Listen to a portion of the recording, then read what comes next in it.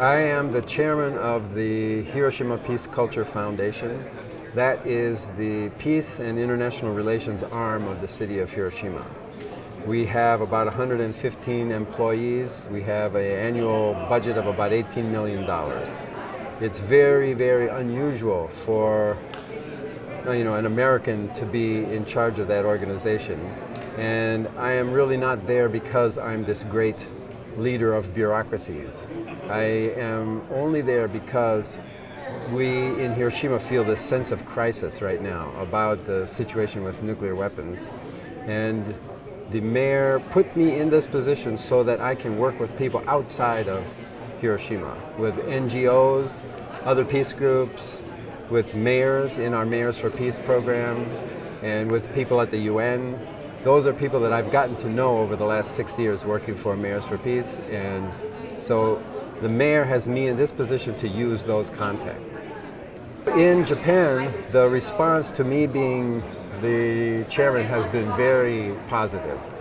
There have been a few people who have raised questions about that and think that maybe I will change the way the story is told to be more like the American way. Some people, there has been some of that, but very, very little. The vast majority have been right on the same wavelength with me and the mayor of Hiroshima. And the two main things there are, one, my knowledge of people, my knowledge of English helps to get the message out. And that is what the people of Hiroshima want the most, is to get this message out. And language and culture is a huge barrier that they've been struggling with for a long time. And the other issue is that the mayor has always been saying, Hiroshima is not into blame, we're not into holding grudges, we're not into fighting about the past. What we are trying to do is reconcile and find some way to keep it from happening in the future. And appointing me, an American, in this position is kind of proof of that.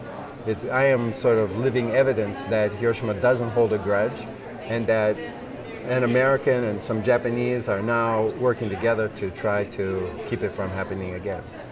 But the real difficulty is that most people around the world, in the US, in Japan, everywhere, people are really not thinking that this is an issue.